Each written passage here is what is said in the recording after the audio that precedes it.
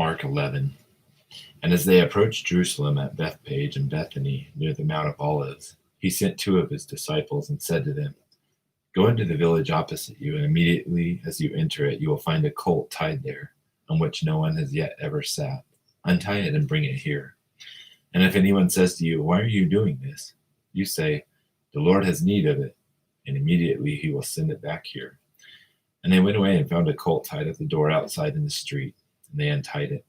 And some of the bystanders were saying to them, "What are you doing untying that colt?" They spoke to them just as Jesus had told them, and they gave them permission.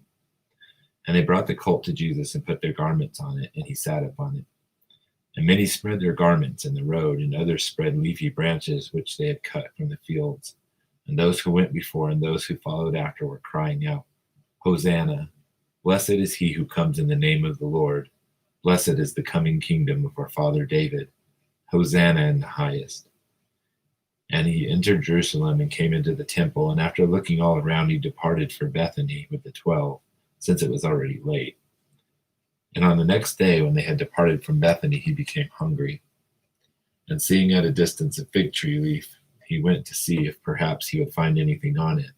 And when he came to it, he found nothing but leaves, for it was not the season for figs.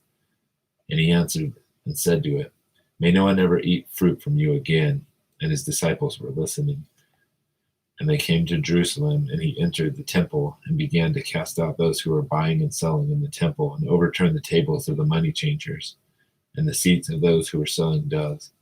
And he would not permit anyone to carry goods through the temple. And he began to teach and say to them, "Is it not written, 'My house shall be called a house of prayer for all the nations'? But you have made it a robber's den." And the chief priests and the scribes heard this and began seeking how to destroy him, for they were afraid of him. For all the multitude was astonished at his teaching. And whenever evening came, they would go out of the city. And as they were passing by in the morning, they saw the fig tree withered from the roots up. And being reminded, Peter said to him, "Rabbi, behold, the fig tree which you cursed is withered." And Jesus answered, saying to them, "Have faith in God. Truly I say to you, whoever says to this mountain, 'Be taken up and cast into the sea,' and does not doubt it in his heart, but believes that what he says is going to happen, it shall be granted to him. Therefore I say to you, all things for which you pray and ask, believe that you have received them, and they shall be granted to you.